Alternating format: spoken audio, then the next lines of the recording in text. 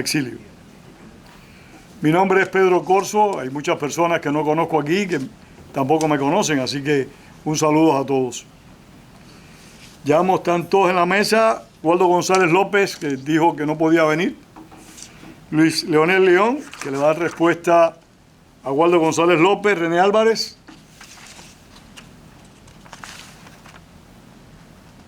Sam Verdeja y Alberto Müller. A todos bienvenidos a la academia.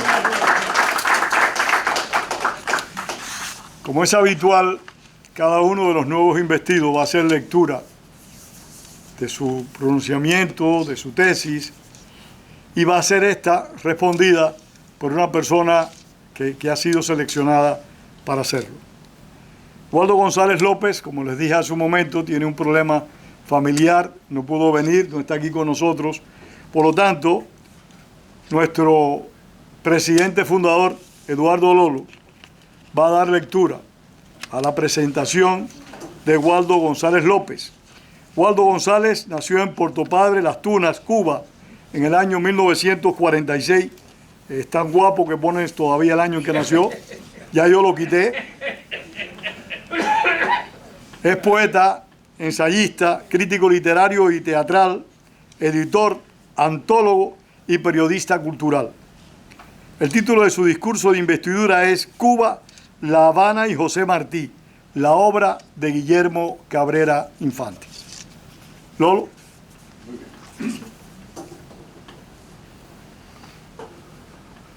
Bien, buenas tardes a todos.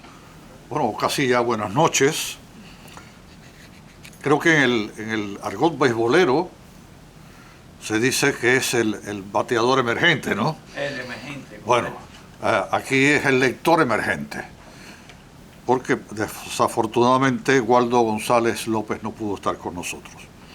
Y él comienza su discurso con un extracto de Lezama Lima que dice: él, refiriéndose a Cabrera Infante, es demasiado polémico para sobrevivir aquí. Se refiere a Cuba, por supuesto. Y comienza Waldo.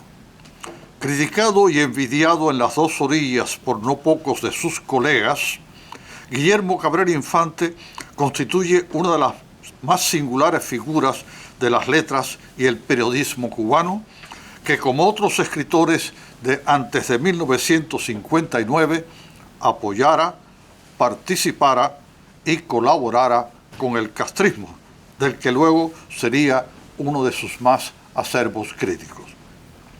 Por su inestimable labor en el periodismo cultural previa al huracán castrista, por breves periodos es editor del diario Revolución, jefe del Consejo Nacional de Cultura y ejecutivo del recién creado Instituto del Cine. Más tarde funda Lunes de Revolución, suplemento literario del periódico homónimo, viaja por los Estados Unidos, Canadá y Suramérica en el séquito de Fidel Castro.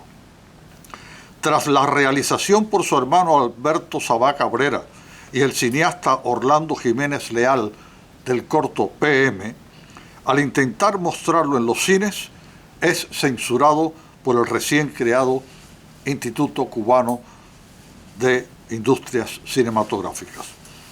Como 3 meses después, lo sería el más célebre tabloide cultural hasta la fecha, Lunes de Revolución.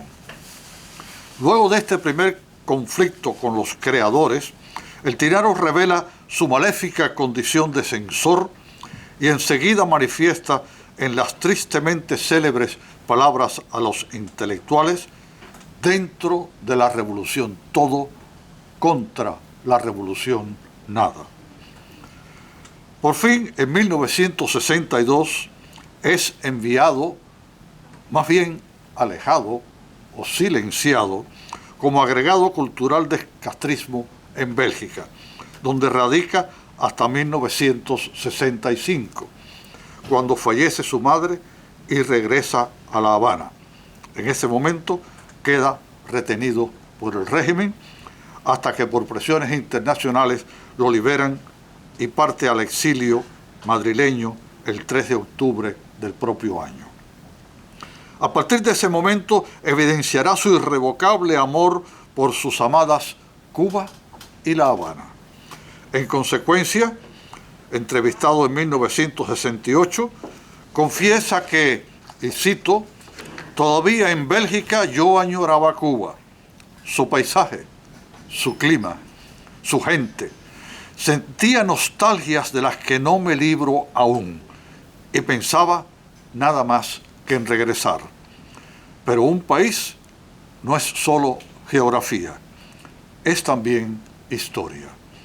La Habana era una ciudad que yo no conocía y no regresaba precisamente de París, sino de una Bruselas provinciana, triste y fea. En Cuba la luna brillaba como antes de la revolución. El sol era el mismo. La naturaleza prestaba a todo su vertiginosa belleza. La geografía era la misma, pero la historia estaba muerta. Fin de la cita. Sin embargo, tal pasión vendría desde antes, pues apenas llegado en 1941 con sus padres a la capital cubana, esta sería tema cenital de su vida y por supuesto de su obra. Confesó: el gran descubrimiento de mi vida fue La Habana. No solamente descubrí la ciudad, sino un cosmos, un hábitat y un mundo particular. Yo tenía 12 años y venía de un pueblo de campo. El deslumbramiento no me lo ha producido ninguna otra ciudad. Y en otra entrevista dice: La Habana es una ciudad que no existe más que en la nostalgia y en los sueños y en la literatura para mí. Del propio modo, en Mea Culpa subrayaría que La Habana es un paraíso del que huimos tratando de regresar.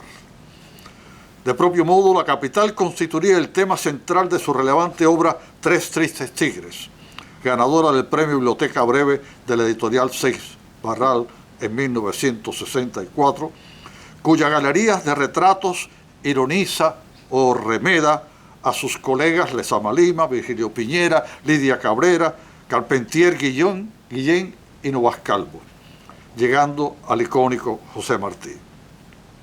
Añado a sus exitosos oficios de narrador y periodista, la de guionista y crítico de cine, logrando ser el primer latinoamericano que descollara como guionista en la cinematografía internacional.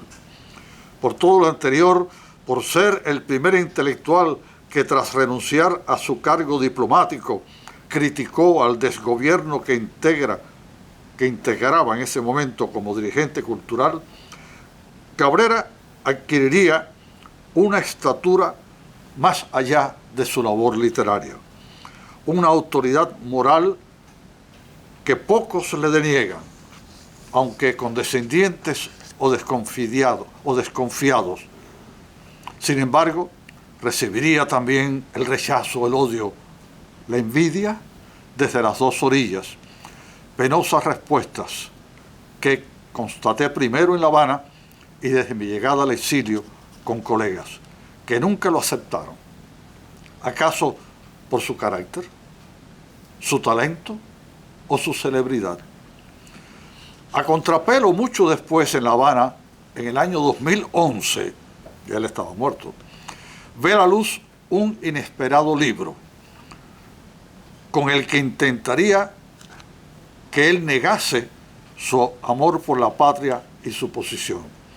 Por ello, y a propósito del volumen sobre los pasos del cronista, el quehacer intelectual de Guillermo Cabrera Infante en Cuba hasta 1965, publicado en la UNIAC, el prestigioso español Fernando Savater subrayaría que el vano intento de rescatar al importante intelectual cubano tras varias décadas de censura editorial en su patria, corrobora que, y cito, en el lento crepúsculo de las dictaduras, Los últimos burócratas que se aferran al poder tratan de legitimarse secuestrando para su causa a quienes la padecieron y se resistieron a ella.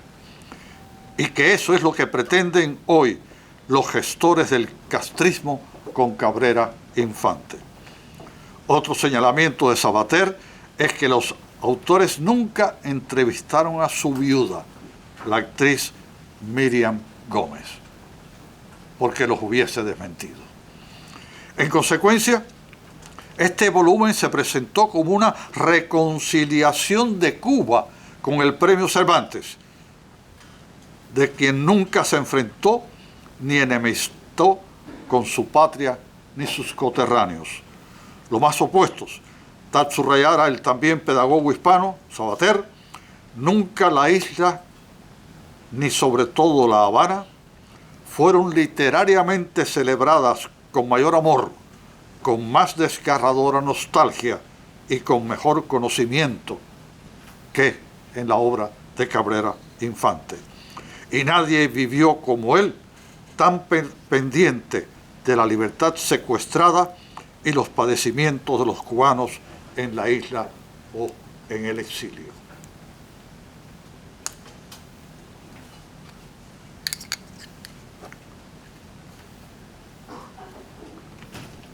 Continúa Waldo. Creo válido contrastar las figuras y obras de dos narradores distintos y distantes. El capitalino, barroco y oficialista Alejo Carpentier, quien desde su mundanal vida parisien, como consejero cultural de la embajada cubana, recreara su particular Habana en varias de sus conocidas obras, novelas, cuentos y ensayos. En particular, La ciudad de las columnas, que devela con delectación y rigor. Y del otro lado, el provinciano universal e irredente anticastrista Guillermo Cabrera Infante, que en su posmoderna, innovadora y múltiple obra, cuyos méritos, ingenio, talento, cultura, como basamentos de su poderosa creación, lo ubican desde su partida al definitivo exilio entre los más significativos intelectuales cubanos del siglo XX. Ambos concertarían varias disciplinas culturales. Si Carpentier armonizó varias de las novelas, cuentos y ensayos con arquitectura e historia de la música cubana, Cabrera Infante fusionó sus peculiares narrativa y periodismo, adoptando y adaptando cine, tabaco y música popular que conocía como ninguno de sus colegas, al punto que definiría nuestra tierra como, y cito, esa isla de músicos solistas que se llama Cuba. Tal preferencia la sustentaría Cabrera Infante al afirmar que su adoptada ciudad, Amor, era, y cito a Cabrera Infante, la única obsesión que yo tengo como autor.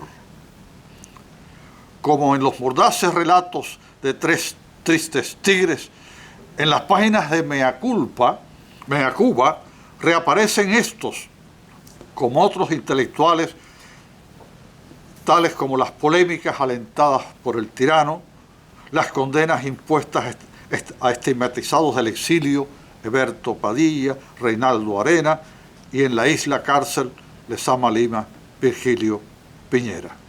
Pero detrás de todo esto, moviendo los hilos del esperpéntico retablo, asoma su maldad el diabólico titiritero que destruiría nuestro país por más de 6 extensas e intensas décadas. Más acorde con la práctica de sus icónicos maestros, el polisémico creador y clásico inconforme con todo lo que oliera a sectarismo, rechazaría intentos de ubicación en escuelas literarias, géneros e ismos, así como universidades que impugnaron su obra antiesquemática, por burlona y crítica. Por el otro lado, a pesar de su temprano apoyo a la supuesta revolución, Cabrera Infante jamás sería devoto de la historia ni de la mayoría de los maestros de la literatura cubana, de los que se burlaría, tal como constatara en su obra.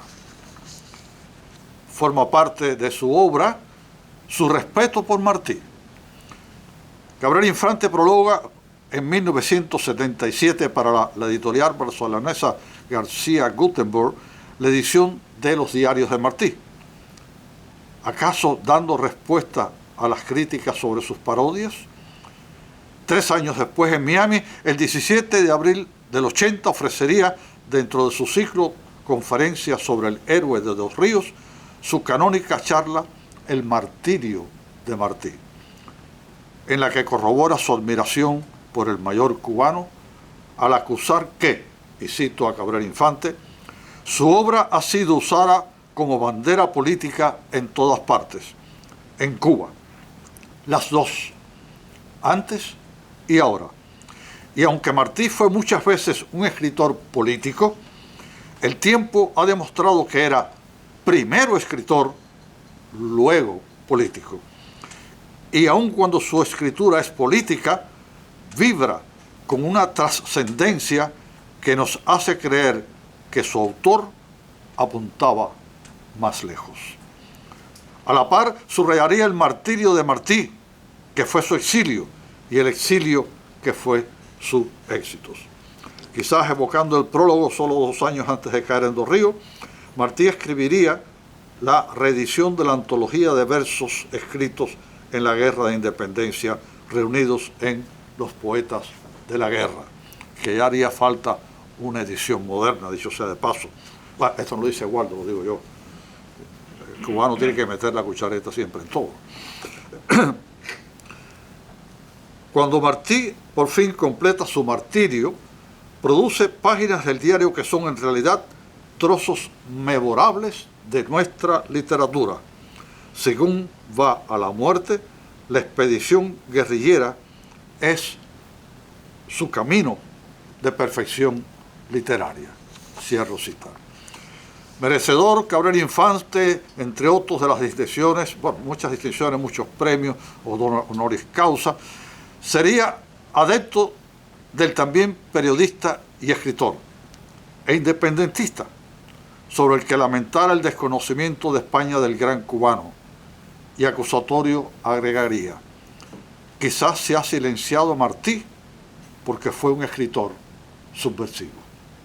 Estimados académicos, con la lectura de este breve texto, creo haber corroborado tanto mi admiración por el narrador, ensayista y periodista cubano, como, sobre todo, su condición de irredente intelectual, anticastrista y anticomunista, inscrito en la verdadera historia de Cuba que el régimen autoimpuesto desde 1950 en nuestra patria no ha podido ni podrá borrar jamás.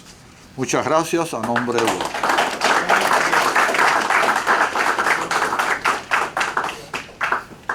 Muchas gracias a Eduardo Lolo por esta lectura de nuestro ya colega Waldo González López. La respuesta a Waldo la va a dar Luis Leonel León, periodista, cineasta, escritor y director de televisión. Para Radio y Televisión Martí escribió y dirigió las series históricas Brigada 2506, Héroes Cubanos, y Mariel 40 años después. Ese es el secretario del capítulo de la Florida de nuestra institución. Él tiene a su cargo la respuesta al discurso del licenciado Waldo González.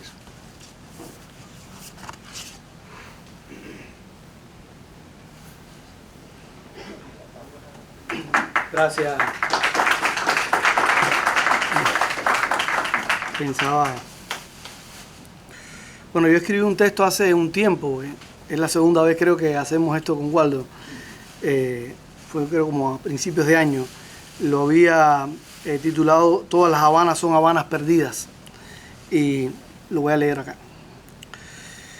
Y si debemos reconocerlo, los habaneros, para bien y para mal, solemos pensar en nuestra Habana cuando pensamos o recordamos Cuba, o viceversa. Casi siempre es lo mismo. No es que lo queramos o que nos propongamos hacerlo así, solo es cuestión de costumbre visibilidad, encierro, distancia focal o profundidad de campo, según se quiera. Quizás es parte de la mecánica social y personal que nos ha cimentado el fuego de la tradición, ese paisaje único y casi único que es La Habana, las trampas y aún el misterioso encanto, hace tiempo malinterpretado, desvirtuado, traumado y malherido, que La Habana ejerce con inefable desparpajo y tormento sobre los espíritus que la han vivido intensamente, como Cabrera Infante y como otros que no nacieron allí, como Waldo. La Habana siempre ha ejercido ese encanto sobre todos, incluso sobre aquellos que de haber nacido en otras ciudades llevan, tal vez para siempre, la marca de agua de La Habana. Agua tan impura, a veces pura, pero sobre todo traficada como pocas. Llegado a este punto, nadie con dos dedos de frente dudaría que soy habanero, convencido, aunque hace muchos años que no viva en La Habana, que no es lo mismo que no vivir La Habana desde acá. Algo similar a esa manía más o menos intangible que no deja de ocurrirme con el escritor y periodista y guionista de cine cubano exiliado y fallecido en Londres, Guillermo Cabrera Infante, uno de esos habaneros que no nació en La Habana, sino en la ciudad de Jibara, provincia de Holguín, casi al otro extremo de la isla, en el particular oriente del país. Aunque yo no viví La Habana o las Habanas que vivió Cabrera Infante, por desgracia, de algún modo las he vivido y las sigo viviendo gracias a sus libros, fabricados a base de memorias, invenciones, anhelos, ironías, obsesiones y nostalgias muy cerca de las Habanas que me contó mi abuelo paterno, el único que conocí, y que no en balde a veces recuerdo como si se tratara de uno de los personajes del autor de Así en la paz como en la guerra, un oficio del siglo XX, Vista de amanecer en el trópico, por solo citar tres obras tan distintas como cohesionadas de Cabrera Infante y que siempre hacen referencia a La Habana. Es en pasado cuando vemos el tiempo como si fuera el espacio, pensaba Caín, aquí también, como era uno de sus seudónimos, donde se juntan las dos primeras letras de los apellidos, Guillermo Cabrera Infante, y que con el tiempo firmó sus exquisitas crónicas de cine, muchas de ellas recogidas por la editorial barcelonesa Galaxia Gutenberg en el volumen El Cronista de Cine del año 2012. Mi abuelo, cuando el creador de Mea Cuba, en 1992, aún vivía, me confirmó que las memorias de Cabrera Infante eran muy parecidas a las suyas. El viejo Chicho León, como se le conocía en el barrio de Buenavista, donde todos a partir de él nacimos, habanero de pura cepa, no se dedicó a la literatura. Más que leer, le gustaba el cine y escuchar la radio. Y fue desde guardaespaldas, chofer y carpintero hasta dueño de un salón ilegal de juegos de mesa. Y me contó en el patio de su casa, donde desde 1959 nada era legal, mucho menos lo que él hacía. Mucho menos la memoria, acotaría con sagacidad mi abuelo, tal como si hablara el propio Cabrera Infante o uno de los personajes. Creo que el autor de Delito por bailar el cha-cha-cha le hubiera encantado conocerlo. De quién sabe si lo hizo o si le sirvió de inspiración, él u otros parecidos. Siempre tuvo a los habaneros como signo de su obra, siempre se fijó en ellos para construir sus personajes. Casi que no eran inventados, eran reinventados. Así hacía Cabrera Infante. De cualquier modo, sus obras registran ese espíritu de una Habana como símbolo de la isla, atravesada por el terremoto más destructivo que hemos sufrido los cubanos, la larguísima persistencia del comunismo. La literatura, como la historia misma, está impregnada de historias que siempre serán desconocidas, y aunque sus registradores nunca darán abasto, vale agradecer el enorme trabajo de Guillermo Cabrera Infante, uno de los historiadores de La Habana. De eso también se trata esa milenaria obsesión por las palabras y la historia que es la literatura y que siempre está inyectando a la historia y viceversa. Es interesante entender que cuando la memoria de las ciudades y los tiempos perdidos se juntan con la buena literatura, como lo es toda la obra del inventor y registrador de historias de Tres Tristes Tigres, surgen situaciones como estas, donde ambos ámbitos, la historia y la literatura, están tan ligados que ya es imposible separarlos e incluso diferenciarlos con exactitud para la mayoría de la gente. No solo lo sabía, sino que además lo padecía el autor de La Habana para un infante difunto. Lo sé y lo padezco. Y no faltaba más también el poeta y ensayista y periodista Waldo González López, quien ha escrito un excelente texto titulado Cuba, La Habana y José Martí, la obra de Guillermo Cabrera Infante, como discurso de su investidura en la academia, al cual me ha pedido responder con estos párrafos, y donde más que respuestas, recuento y reencuentro mi eterna pasión por La Habana y la de muchos de los miembros de la academia, incluso los que no nacieron en La Habana. Esa isla dentro y fuera de la isla que registró como pocos Guillermo Cabrera Infante. Waldo es otro habanero que no nació en La Habana, sino en Puerto Padre, en la oriental provincia de Las Tunas, ciudad que también diera la bienvenida a ese gran pianista de jazz latino Emiliano Salvador, otro habanero convertido, que no por casualidad compuso en La Habana su famosa pieza A Puerto Padre. ¿Hubiera sido lo mismo crearla en su terruño natal? No lo creo, y no porque La Habana sea La Habana, como claman algunos fervorosos habaneros nativos, adoptados y adoptivos, sino porque las ciudades que más queremos se vuelven siempre las más queridas cuando vivimos en ella o en sus márgenes. Suelo sentirlo y creerlo, como mismo siento y creo firmemente que todas las Habanas son Habanas perdidas a partir de 1959. No solo las de Guillermo Cabrera Infante, algo que no ocurre únicamente con mi ciudad. Guillermo Cabrera Infante sobre La Habana escribió toda su vida dentro y fuera de La Habana. Y siento que desde Londres lo hizo con muchísimo más fervor que cuando vivía en ella, y con muchísimo más dolor, pues, por supuesto. Así lo da muestra su profunda ironía. Waldo sabe que Guillermo Cabrera Infante jamás pudo separarse del embrujo de La Habana, sabe perfectamente que tampoco puede borrar ese efecto en él, aunque lo intente. Así la terminen de desbaratar, así la borren, pues La Habana que nos acompaña no es el vulgar espejismo en que la revolución comunista la ha convertido nuestra capital, que más que una ciudad es hoy un cóctel molotov de miseria, hipocresía, miedo y vulgaridad, legitimada en una decadente cultura popular. Nada que ver con la cultura y el lenguaje populares que registró el Premio Cervantes de Literatura Guillermo Cabrera Infante 1997 en sus obras. Pareciera increíble a los niveles que ha llegado toda esa basofia que nos hizo escaparnos, salvarnos, no continuar siendo piezas de sus derrumbes y ocaso sociocultural. Mi generación y las que la han seguido son, entre otras cosas, un carnaval de escombros y naufragios de esa Habana y de toda la isla. Duele La Habana, y cuando se lee La Habana salvada por Guillermo Cabrera Infante puede doler mucho más, porque se conoce en detalle el reflejo de la historia. Se siente en el texto de Waldo González.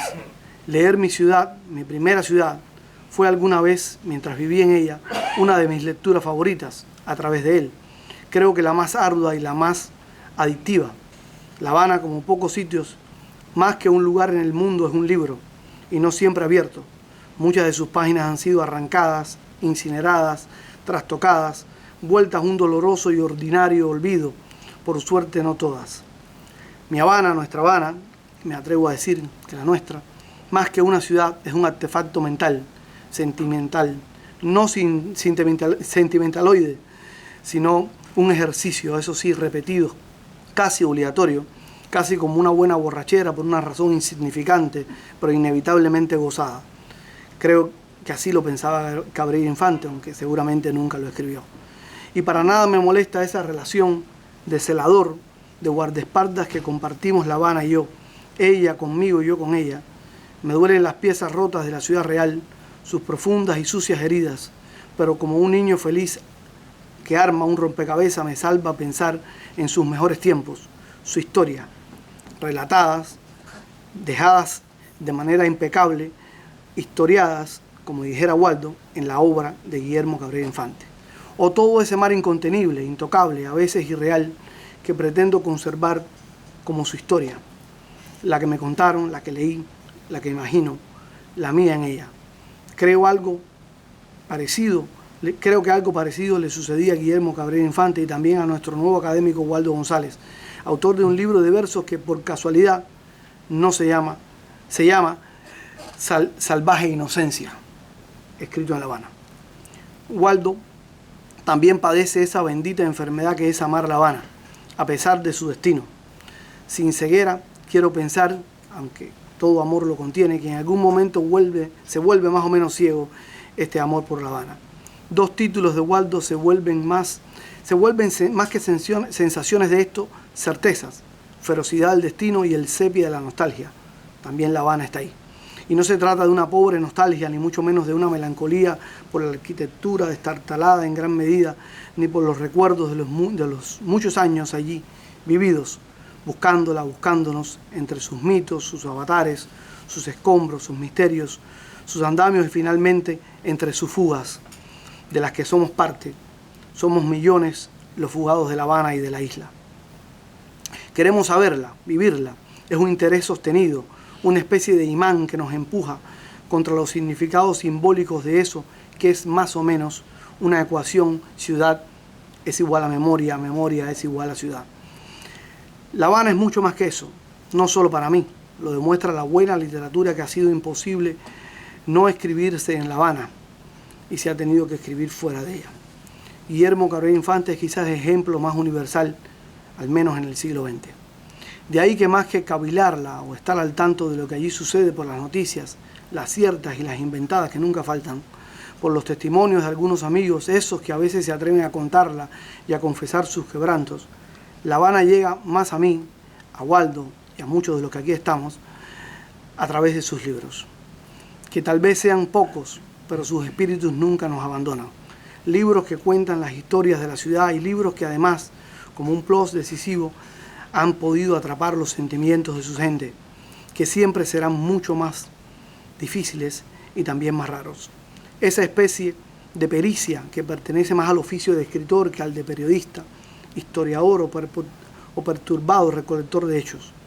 La Habana está hecha talco, suele decirse, y es verdad, pero también está hecha de libros.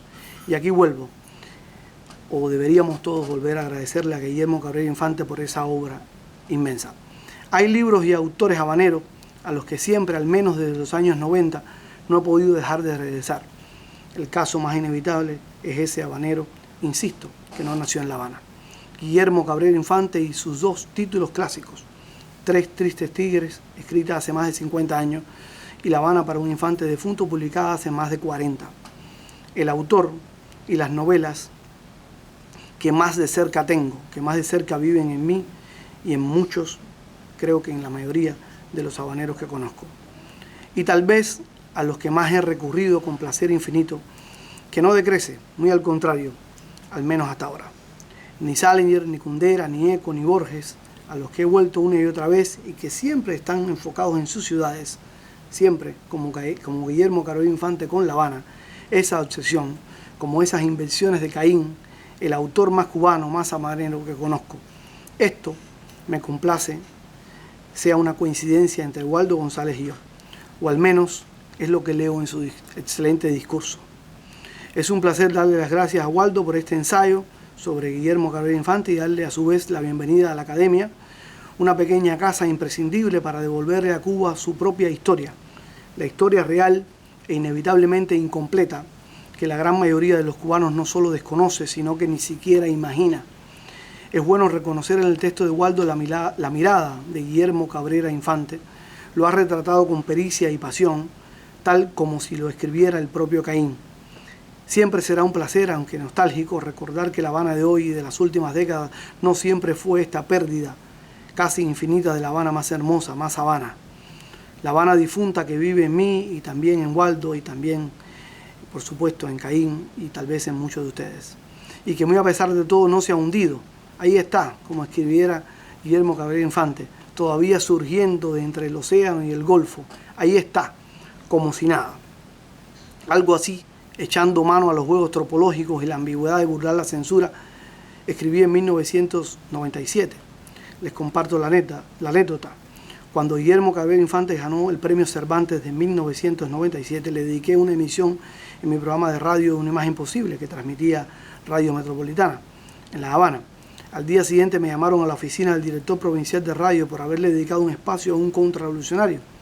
Como otras veces, me hice, como dicen en habanero, me hice el loco, y mostré el guión, que no por gusto había guardado y llevaba en mi mochila, donde se hablaba de la capital de todos los cubanos, como decía el eslogan de la emisora radial, al menos en aquella época. Fue un espectáculo más propio del teatro del absurdo que otra cosa. Recuerdo los rostros congelados de los censores mientras, mostrándome asombrado, leían fragmentos irrefutables como el grandilocuente final de vista del amanecer en el trópico. Se los leí. Esa triste, infeliz y larga isla estará ahí después del último indio y del último español, y después del último africano, y después del último americano, y después del último de los cubanos, sobreviviendo a todos los naufragios y eternamente bañada por la corriente del Golfo, bella y verde, imperecedera y eterna. No entiendo el mensaje, les dije, contrarrevolucionario de tan hermosa esperanza. Le dije a los censores con mi cara de yo no fui. Hasta para burlarnos de los tracatanes y de los censores nos ha servido las letras de Caín. No es gratuito que cada vez que alguien, cubano o no cubano, me pregunta qué es La Habana, por muchos tópicos que pueda abordar, siempre termino diciendo que La Habana es la obra de Guillermo Cabrera Infante, y viceversa. Al menos ese es el latir más auténtico de La Habana que yo siento y que creo que también sienten muchos como Waldo González. La que me interesa, la que quiero, La Habana, que aunque no sea yo el infante que leyó sus libros en otra Habana, que tampoco es la de hoy. Aunque sus tigres se han vuelto animales aún más intangibles, borrosos, famélicos, como una palabra sin aliento, como una ciudad sin mitos, sin pasiones, sin elogios, sin sueños como estos, y aunque en algunas cosas no sea más que su habitual difunto. La Habana está ahí, en esas páginas que pueden tocarse como un arpa de piedra. Lo que ahora vemos sobre sus calles y en otras de la isla es solo el espejismo de un viejo funeral que aún no termina. Debemos reconocerlo, o al menos yo lo hago. La Habana, todas las Habanas, no solo la mía y la de Waldo y la de Caín, siguen siendo Habanas perdidas. Al menos quiero yo pensar que no nos engañan. Gracias. Gracias, maestro. Muchas gracias. Quiero recordarles a todos que el próximo 7 de octubre vamos a tener el segundo congreso de la Academia de la Historia de Cuba en el Exilio. La dirección la suministraremos después, va a ser en la Biblioteca de Hialeah, ¿no? Es en la Biblioteca Pública de Hialeah. Va a ser en la Biblioteca Pública de Hialeah, les enviaremos por correo electrónico y otros medios la dirección, están todos invitados. Vamos a escuchar ahora al licenciado René Álvarez. Esto es interesante, estamos rodeados de licenciados y doctores. Tengo que recordar a Lobeira, que escribió generales y doctores. Aquí hemos bajado de nivel. No hay generales, solo licenciados y un solo doctor. Esto estamos degradando mucho. El licenciado René Álvarez es historiador radial, televisivo y fílmico. Su programa Café con Leche, con recurrentes temas cubanos, se transmite por la radio y la televisión. Es autor de una serie de documentales titulada Orgullo Cubano. El título de su discurso de investidura es La bola se va. Eso como que trae gratos y bonitos recuerdos, Álvarez.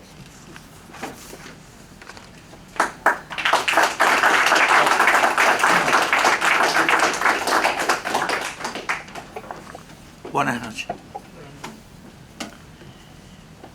Quisiera dar las gracias a la Academia de la Historia de Cuba en el Exilio por permitirme ser parte de la misma.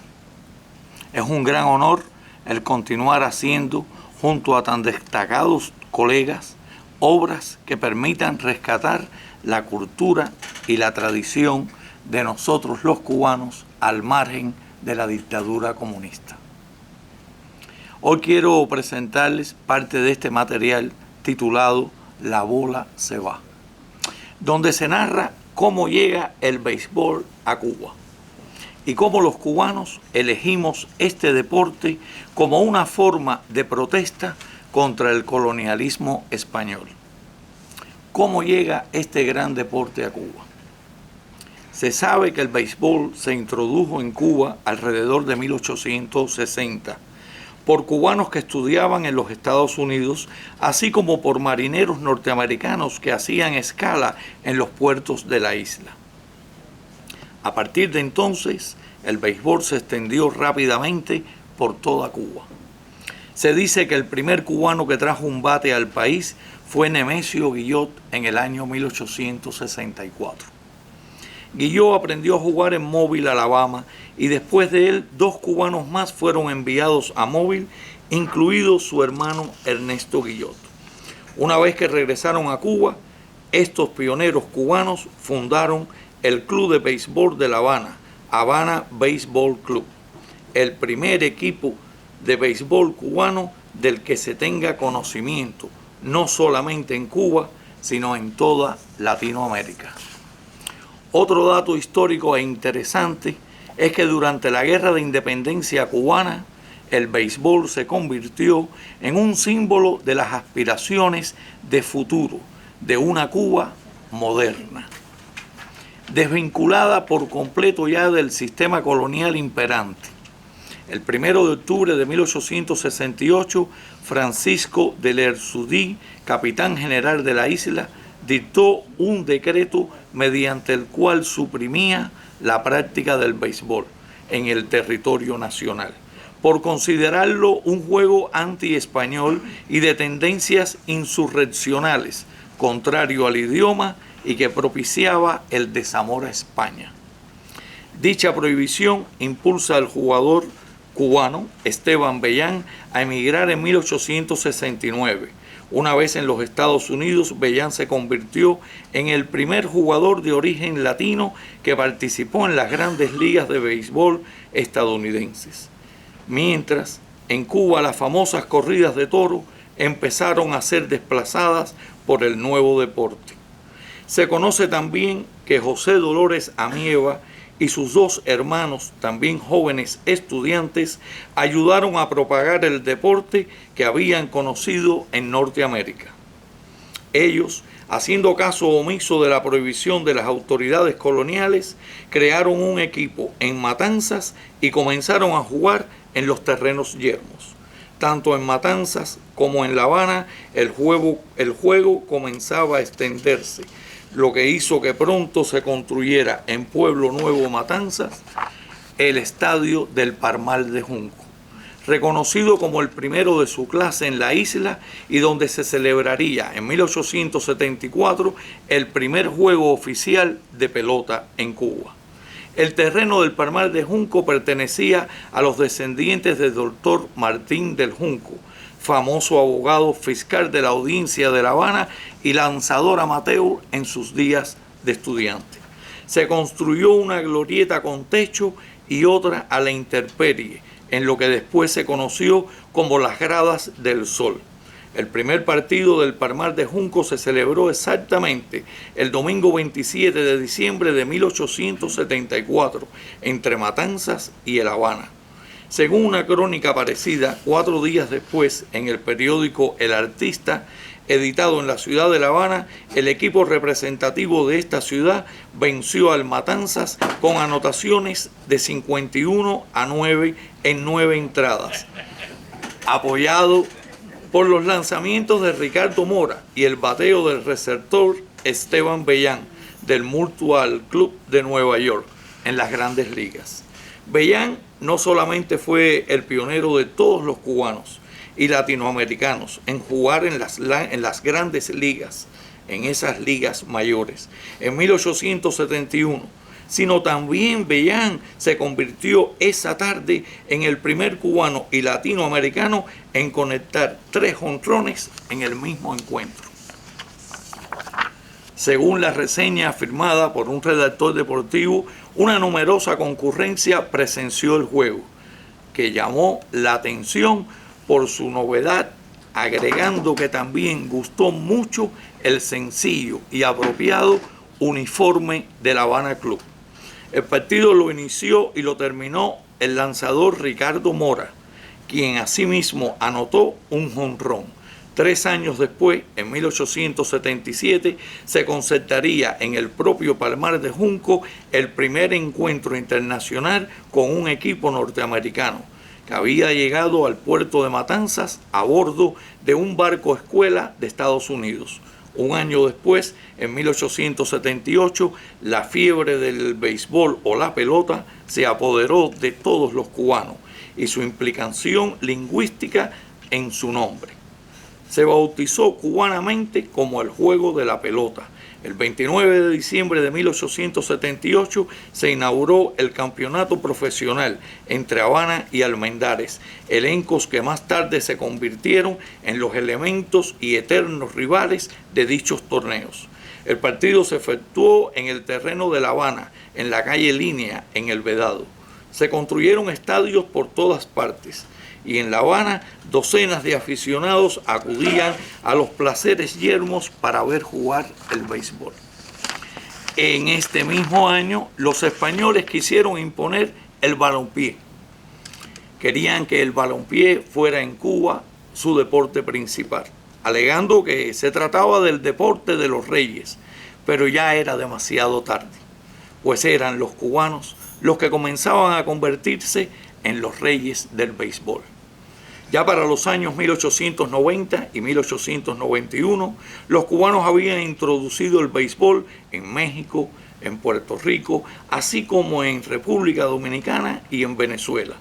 Y a principios de los 1900, jugadores estadounidenses empezaban a pasar temporadas bajas en la isla compitiendo contra las estrellas nativas.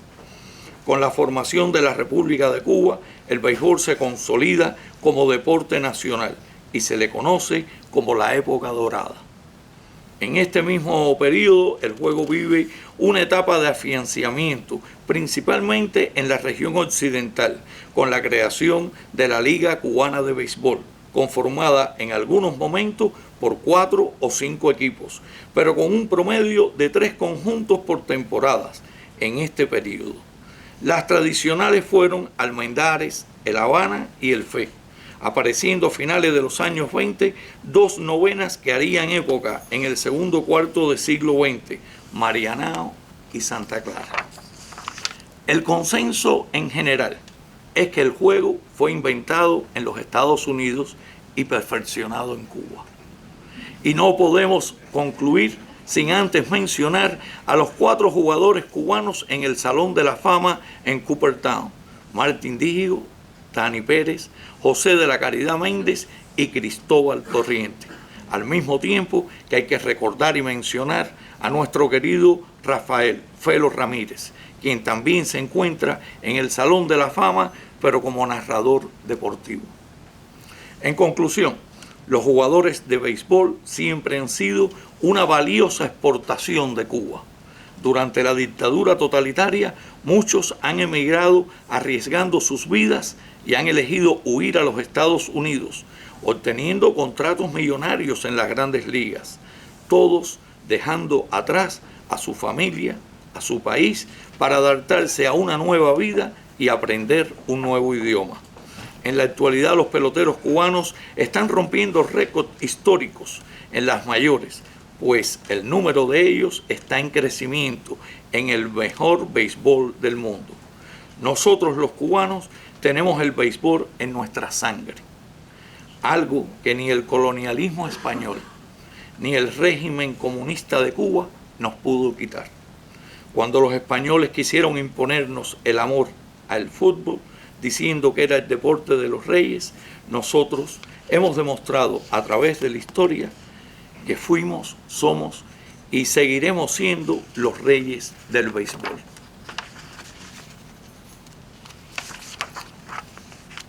Después de estas palabras, quisiera nuevamente agradecerles por permitirme llegar a esta investidura y alcanzar el honroso galardón de miembro numerario de la Academia de la Historia de Cuba en el exilio.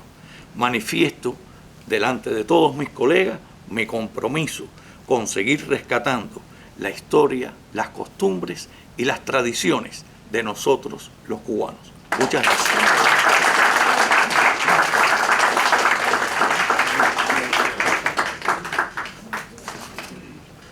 Ese chauvinismo que nos ha descrito Álvarez a mí no me sorprende, porque en cualquier momento decimos que Cristóbal Colón nació en La Habana. Fue famoso, gracias. ¿Eh? Fue famoso gracias a ella. Y sí, que era, ¿cómo se llamaba?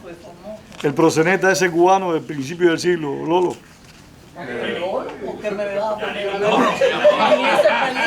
No es ninguna alusión, por Dios. Circe, no me lleves tan recio. Yarini. Alberto Yarini. No era Alberto Müller, era Alberto Yarini. Ah, claro. Ha comparecido pura casualidad. Sí, sí. Coincidencia nada más. Vamos a escuchar la respuesta al licenciado René Álvarez del conocido historiógrafo radial. Recuerdo que lo conocí hace muchos años a través de un gran hombre de esta ciudad, el doctor Salvador Leu. Eloy Cepero es especializado en la historia de la música cubana, tanto de Cuba como del exilio. Él va a responderle al licenciado René Álvarez.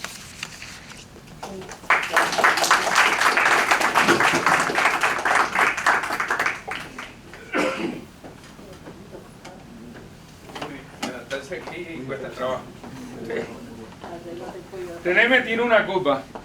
Cuando Lolo me llamó para ver si le quería responder, yo pensé que me iba a tirar algo de música, pero me tiró la pelota. Menos mal que yo jugué pelota en Cuba, menor de 13, menor de 15, y cuando llegué aquí me cambié para el fútbol americano, pero he seguido y tuve que hacer mis investigaciones que me trajo al día en todo lo que tú has dicho. Lo mío, en ciertos momentos, coincide con lo tuyo, pero traje cosas adicionales para que la gente no se olviden que, como tú dices, que Cuba fue el mejor país de béisbol americano. Bueno, mi oponencia dice: estimados miembros de la Academia y otros amigos, después de leer este magnífico artículo, y déjeme decir, la última vez que yo hice mi ponencia no lo pude hacer porque no veía, pero mi socio, que está allá, Daniel Motola, me lo puso más grande en doble espacio para poderlo leer. Tuve que entregar el de este sin poderlo leer. Hoy me voy a poner la foto aquí haciendo el oponente de René, que fue muy bueno tu información.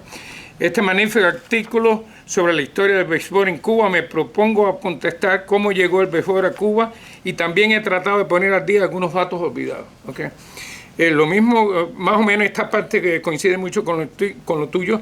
Según mis investigaciones, el béisbol comenzó en Cuba en el año 1874 en el Palmar de Juncos, Matanzas, y donde el equipo de La Habana le ganó a Matanzas 51-9, que ya tú lo dijiste, con los brillantes lanzamientos de Ricardo Mora y el bateo de Esteban Bellón, ¿okay? Que conectó tres cuadrangulares en este partido. También fue el primer jugador latino en jugar profesionalmente en las ligas mayores de Estados Unidos, en el Mutual Club de Nueva York, de la Asociación Nacional de la Liga Profesional de Béisbol. Los primeros jugadores cubanos en jugar en la actual Grandes Ligas fueron Armando Marzán y Rafael Almeida. En el 1911, ambos en el Club Cincinnati de la Liga Americana. En aquel entonces, porque ahora Cincinnati creo que está en la Nacional. La primera liga cubana de béisbol profesional comenzó en 1878-1879, que tú también dijiste, siendo en el Club Habana el ganador. Y esta liga duró hasta la temporada de 1960-61, cuando el gobierno de Castro eliminó completamente el béisbol profesional en Cuba. Los cuatro equipos que al final de que se terminó la pelota profesional en Cuba fueron el Habana, Almendares, Marianao y Cienfuegos. No, antes era Marianao y Santa Clara. Okay. El Club Habana ganó 30 temporadas y Almendares 25, hasta que llegó Fidel.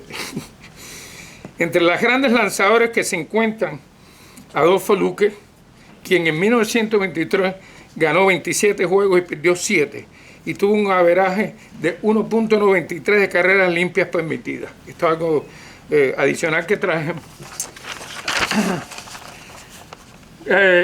También tuvimos grandes lanzadores como Camilo Pascual de Washington, Pedro Ramos del Baltimore, Luis Tian del Cincinnati, y otros peloteros también como Mini Miñoso, Chicago, Tony Pérez, Cincinnati, Tony Oliva, Minnesota, José Canseco, Oakland, y Rafael Palmeiro en Texas.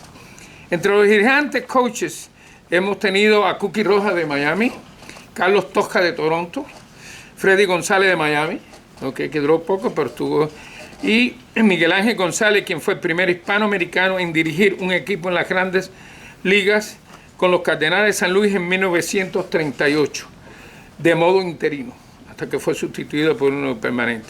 En 1969, el descendiente de cubano Preston Gómez, nacido en Tampa, fue el primer hispano en dirigir permanentemente un equipo cuando fue nombrado manager de los Padres de San Diego. Entre los jugadores que brillaron en la Liga de los Negros en Cuba se encuentran, que ya tú lo mencionaste, Martín de Higo, Caridad Méndez y Cristóbal Torrente, quien luego jugaron en la Liga de los Negros de Estados Unidos. Estos 3 jugadores fueron también elegidos Hall de la Fama de Estados Unidos de la Liga de los Negros. Cuba tuvo también representación en las ligas menores de los Estados Unidos. El primero fue La Habana, de los Havana Cubans en la Liga Internacional de la Florida entre 1946 y 53, donde jugaron en el estado de la Tropical y en Marianao, y el de Cerro, en La Habana. Bobby Maduro compró este equipo y le nombró Cuban Sugar King, los cuales jugaron en la Liga Internacional de la AAA. Estos jugaron y ganaron la Serie Mundial de las Ligas Menores en 1959 en La Habana, Cuba, y después fueron transferidos a New Jersey, después que el béisbol profesional fue prohibido en Cuba en el 61. Yo me acuerdo cuando Raúl Sánchez creo que fue, se deslizó en home plate y ganó, se ganó un juego ahí, creo que fue en el último inning o penúltimo inning. En el octavo inning. Me acuerdo ya, estaba un muchachón ya, con 15 años que tenía yo. Muchos de estos peloteros jugaron también en las grandes ligas como René Fiol, Miguel Cuellar, Sayón Aguirre en 1960 y otros. Desde entonces han sido electos al Salón de la Fama también Orestes Miñoso, Tony Oliva y Tony Pérez. Que la gente le dicen Tony. Muchos de los peloteros profesionales salieron de las ligas amateur de Cuba, que quiero mencionar aquí porque nadie sabe lo importante que fue la Liga de los Amateurs en Cuba. Fueron lo que germinó todos estos grandes peloteros, ya sean de la Liga Cubana y la de los Negros, y los semiprofesionales en las ligas menores de Estados Unidos o en las grandes ligas al principio del siglo hasta 1960. La Liga Amateur Nacional comenzó en 1914 y fue la incubadora de los grandes peloteros cubanos. En el 2001, Felo Ramírez, que ya tú lo mencionaste, locutor de radio y televisión en Cuba, Puerto Rico y Venezuela, fue elegido al Salón de la Fama en los Estados Unidos. En total, el Salón de la Fama de Cooperstown ha sido seleccionando ya 6 cubanos. Diego Torriente Méndez, de la Liga Negra, Tani Pérez, Tony Oliva y Mini Miñoso. Ahora, déjame mencionar algunos de las grandes peloteros amateurs que todos han oído. Las grandes figuras del béisbol amateur fueron Andrés y Ángel Fleita, que eran hermanos. Roberto Ortiz, ¿se acuerda? El bambino que le decían. Pedro Natilla Jiménez, Vicente López, Conrado Marrero, Agapito Mayor, Sandalio Potrerillos Consuela, Julio Jiquín Moreno y Rogelio Limonar Martínez. Antonio Quilla Valdés, torpedero del Hershey, nunca jugó en el béisbol profesional, pero muchos creen que fue uno de los mejores torpederos cubanos de todos los tiempos. Espero que te haya complacido lo que se te olvidó, yo lo puse ahí, pero eso que me hiciste indagar y hacer investigación que hacía rato que no lo veía. Es muy correcto, y me gustaría agregarle que también existe una frase muy famosa que crearon los dueños de los equipos cuando no permitían a los negros jugar en las ligas blancas. El Tarzán Estalera juega primero que Jackie Robinson en las ligas blancas, y cuando decían él no puede jugar porque era negro, le decían no, él no es negro, es cubano.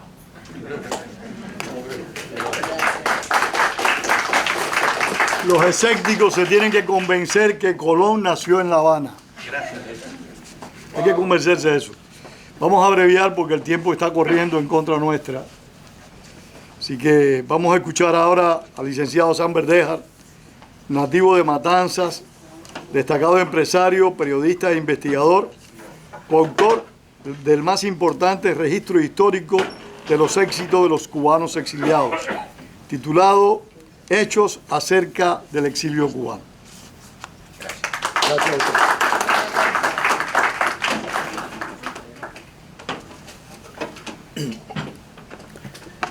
Generalmente, cuando el micrófono no funciona, como esta tarde, yo comienzo dubi dubi du, pero como estamos en un lugar serio, ante todo quiero darle las gracias a la Academia por el honor de haberme elegido miembro numerario y también a los organizadores de este evento, a su secretario y pasado presidente Eduardo Lolo, al maestro de ceremonia, nuestro amigo Pedro Corso, y a ustedes por su asistencia. Mi presentación la voy a hacer en inglés, ya que nuestros estudios investigativos han sido en ese idioma. Quiero reconocer a 4 personas que hemos trabajado fuerte en este tema durante los años, que es el doctor Leonardo Rodríguez, César Pizarro, Pancho Rodríguez, que tuvo que salir corriendo de aquí porque tiene un programa en la radio ahora por la noche o en la televisión, y Eloy Cepero, que los 4 hemos trabajado duro durante esos años.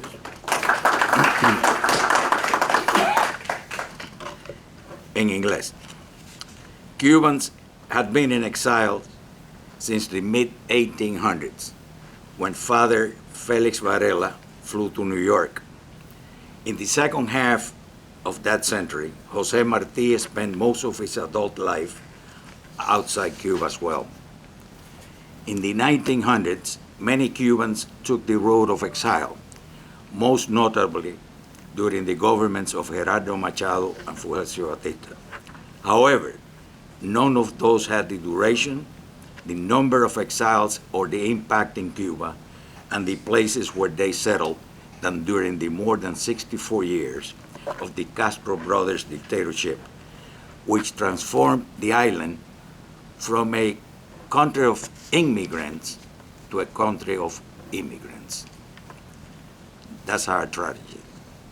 Our topic will be the economic impact of Cuban exiles in business during this latest exodus to the places where they planted their roots, with many still working for the historical truth and freedom of their homeland. From the historical period, which is how many refer to the first 20 years, to the Mariel exodus, to the Balseros, and finally to the thousands traveling by boats or at the U.S. borders, most exiles have one thing in common. It is arriving at the new land with little more than their shirts on their backs. In the first wave that paved the way, many were members of the upper class and middle classes. Among them, business people, doctors, educators, lawyers, artists, sport figures, and many other professionals.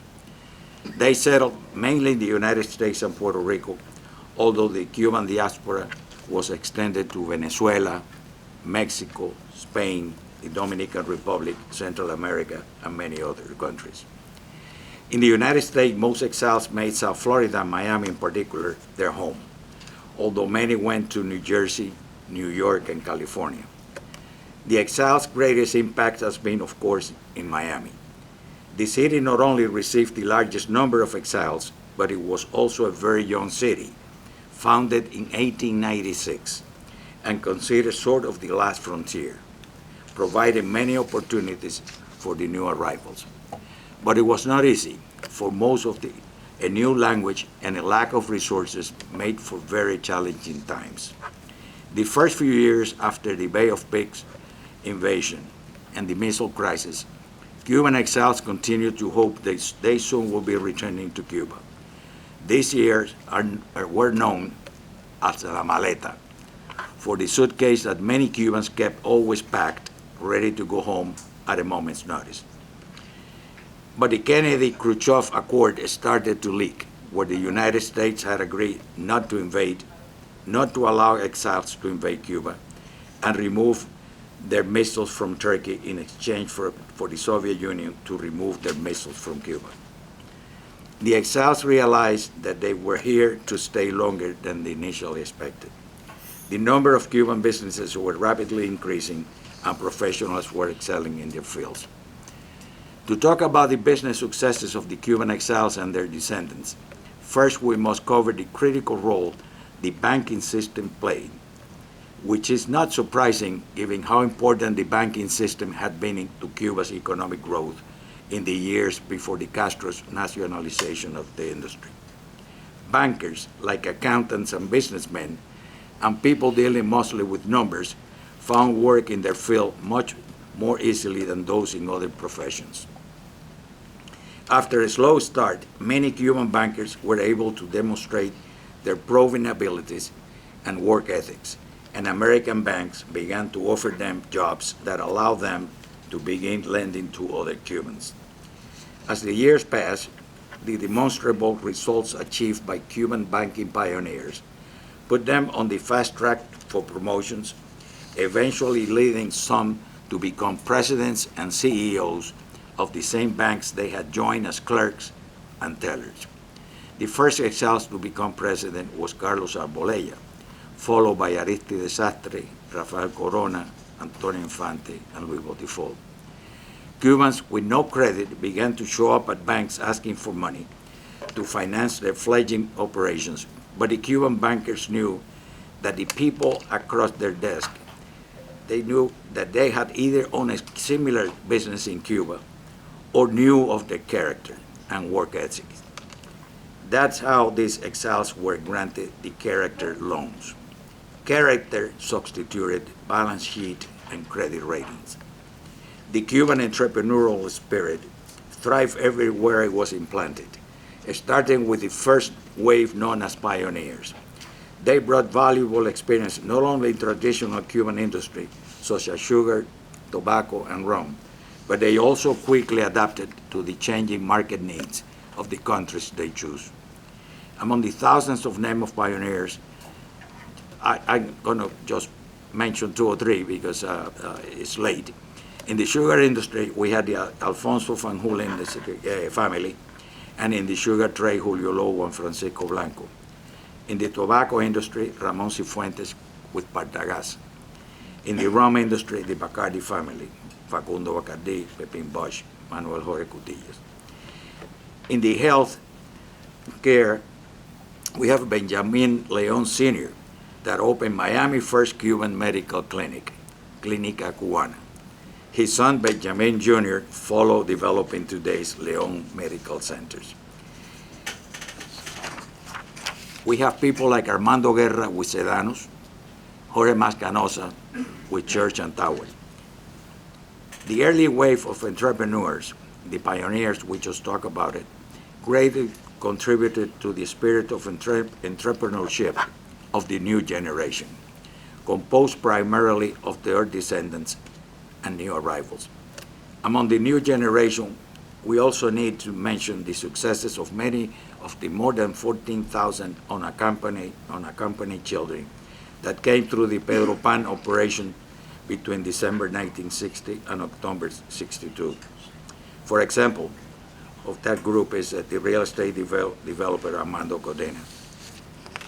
Other examples are like Jorge Perez, Manny Medina, etc. In addition to the entrepreneurs who started their own businesses, many Cuban exiles have thrived in established American and multinational companies, where they quickly scaled to corporate ladder and made it to the very highest levels in the leadership pyramid. Among them is Roberto Goizueta, chairman of the board and CEO of Coca-Cola. That's the biggest job. They truly embody the American dream. We have his competitor, Abelardo Bru, was vice chairman when he retired of PepsiCo, the company for Pepsi-Cola. We know about Carlos Gutierrez, who was the CEO of Kellogg, and many others. One of the most important things we have done is in the food industry. We have Ralph Alvarez, who was head of operations, the number 2 job at McDonald's Corporation, number 2. And before that, he was the president of McDonald's North America. And the competitor, which is Burger King, we have Jose Sil, who became CEO of Restaurant Brands International, is the parent company of Burger King. Armando Oliveira, president of CEO of Florida Power and Light Company, is another great examples.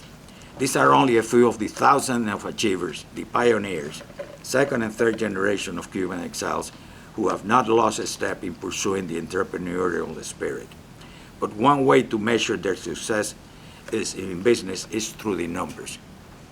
Cubans, we are 3.5% of the Hispanic population in the United States, 3.5.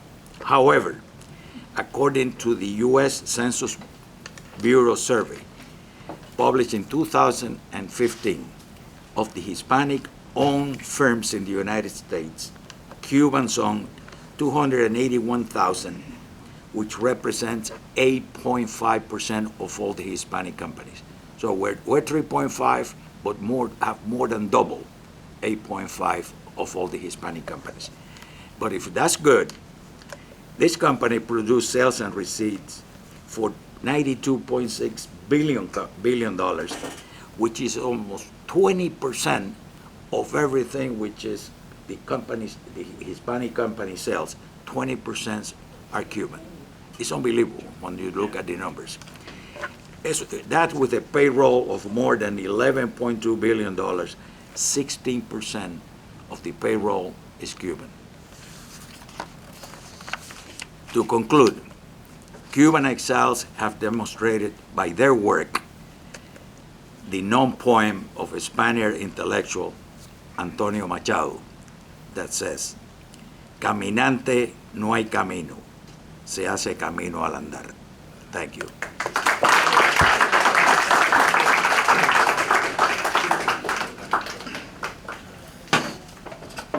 Después de escuchar a Verdeja, hay que llegar a la conclusión que el castrismo no solo nos robó el pasado, sino es que destruyó del futuro de la nación cubana.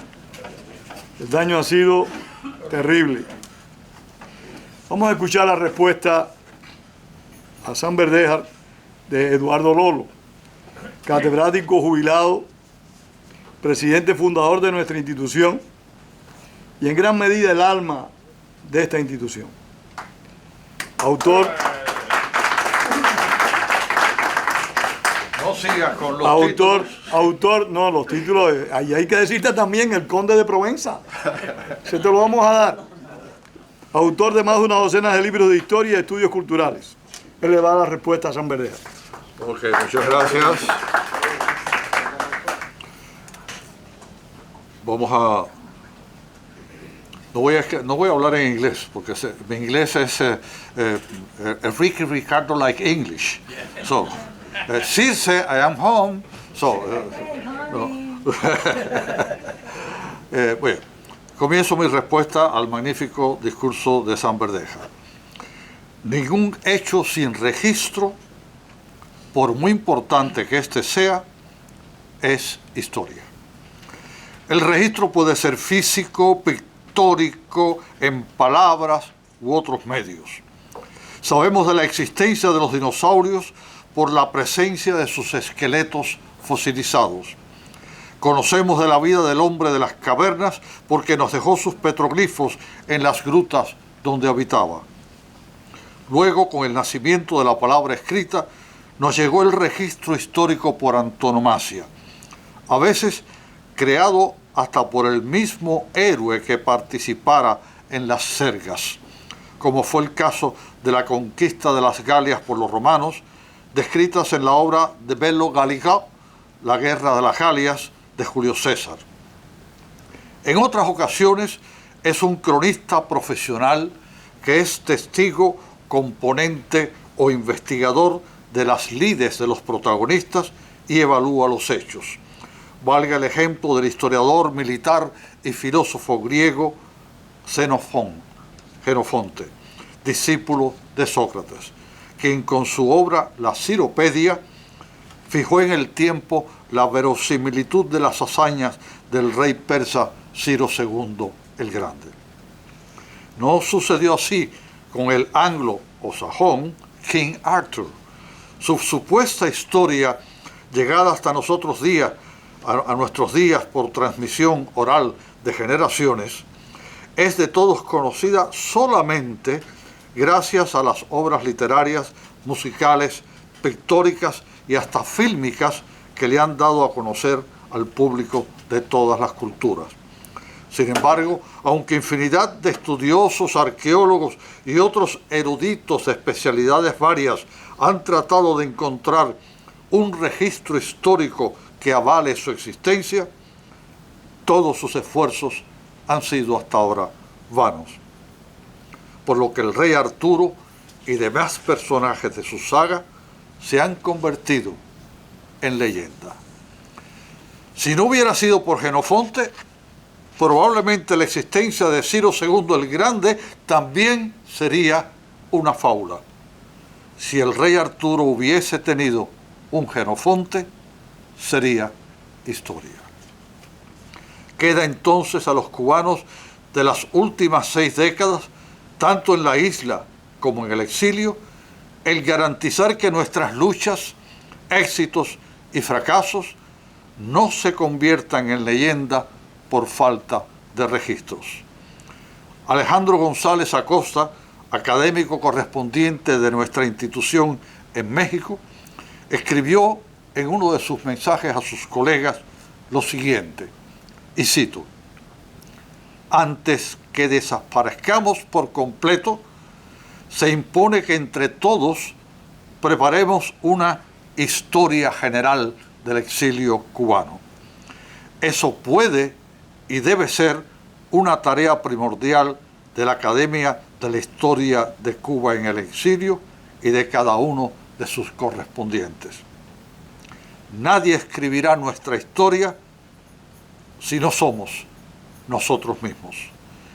Y todo exiliado debe hacerlo, para que el tiempo no borre nuestras penas y para que la historia no nos borre el recuerdo. Fin de cita.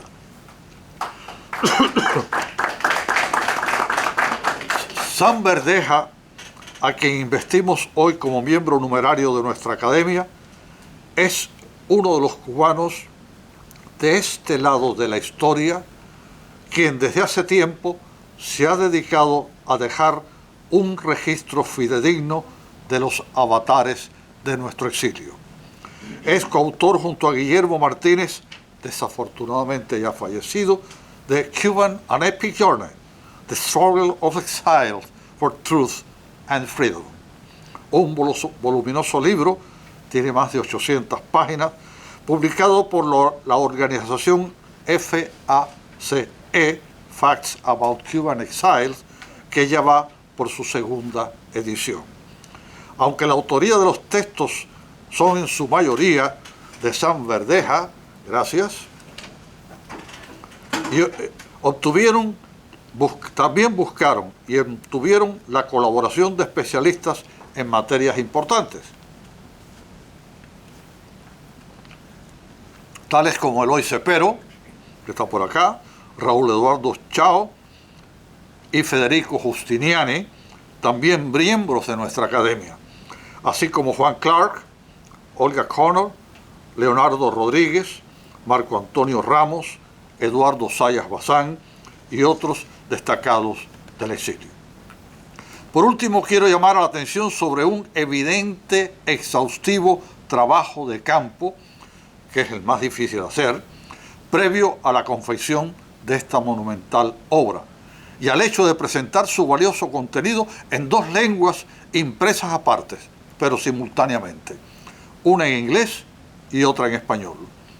La edición en inglés procura alcanzar 2 objetivos interrelacionados: servir de fuente a los historiadores angloparlantes de los alcances de nuestro exilio y poner a disposición de los descendientes de cubanos, muchos de los cuales han hecho del inglés su lengua principal, una obra donde seguro habrán de encontrar el registro histórico del viaje épico de sus ancestros. Muchos esperamos de la labor de Sam Verdeja como miembro de esta corporación sin fines de lucro que lo acoge con orgullo, a fin de iniciar y profundizar una relación que sea igualmente beneficiosa tanto para nuestra academia como para el destacado historiador a quien hoy damos la bienvenida. Para que entre todos logremos, recordando la cita de González Acosta, que el tiempo no borre nuestras penas y la historia no nos barra el recuerdo. Lo cual de seguro va a suceder, ya que, a diferencia del conocido personaje de coronel de una de las novelas de García Márquez, la lucha de los exiliados cubanos por la verdad y la justicia sí tienen quienes la escriban. Muchas gracias.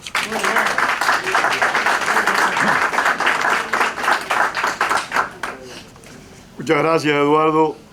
Ahora vamos a escuchar al licenciado Alberto Müller. Para mí, el expreso político Alberto Müller. Alberto es un autor de varios libros de temas históricos, el conductor del programa de televisión en el canal 17, Cuba y su historia, un activista pro democracia y un investigador histórico muy serio, periodista también. El título de su discurso de investidura es José Martí, una vida sin acabamiento. Alberto.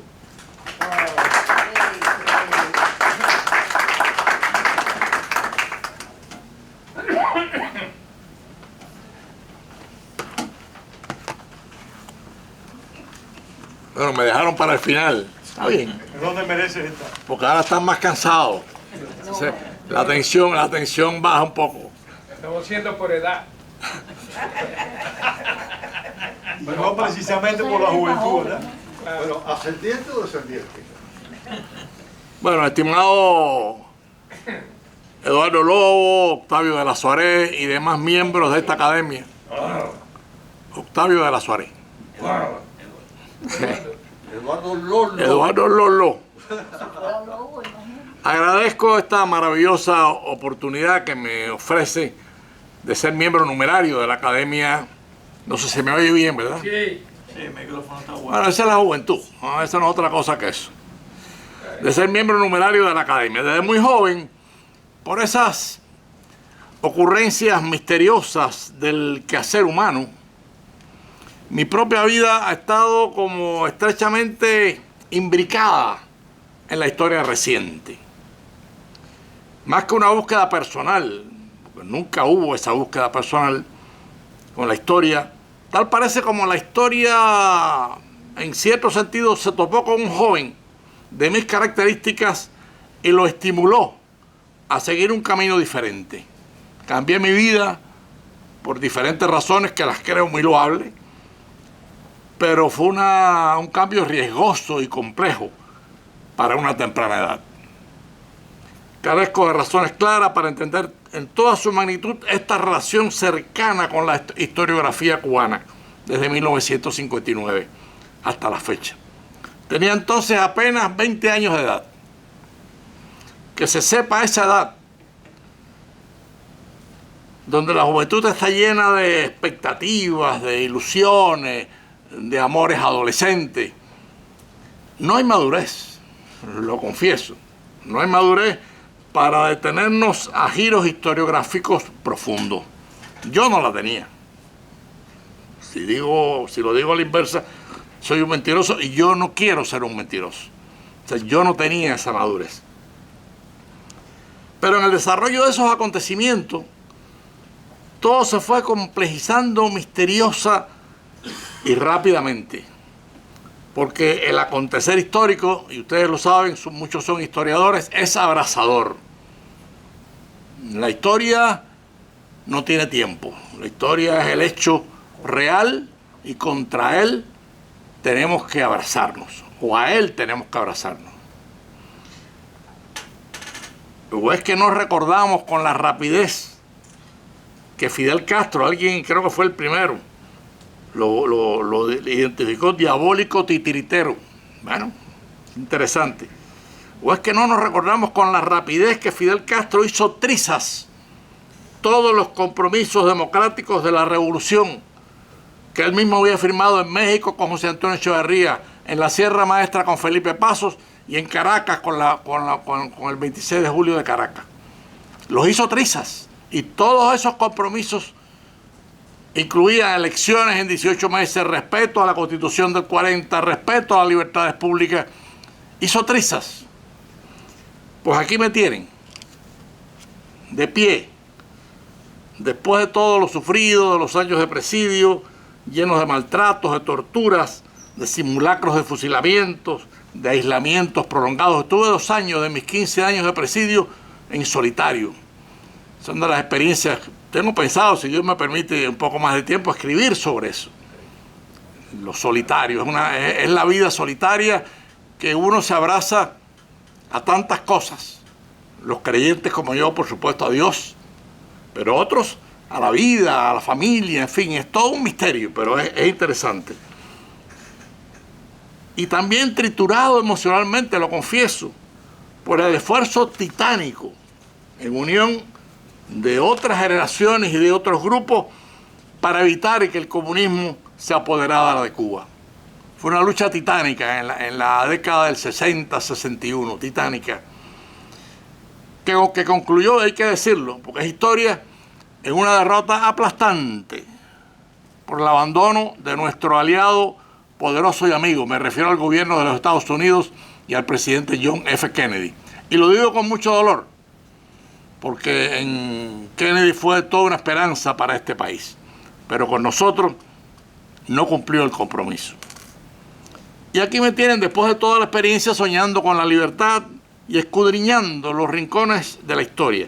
El ser periodista me ha facilitado enormemente el camino de la historia, pues ambas profesiones tienen un marco ético exigente y dignificante, y es el hecho que acontece, el hecho que no se puede exagerar, el hecho que no se puede alterar, el hecho que es la historia es un hecho, y no nacimos para alterarla, sino para contarla o interpretarla.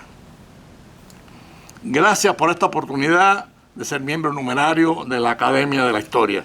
Les puedo confesar, con el sentir de Vallejo, mi poeta preferido, hay golpes en la vida tan fuertes, yo no sé, golpes como del odio de Dios, como si ante ellos la resaca de todo lo sufrido se emposara en el alma.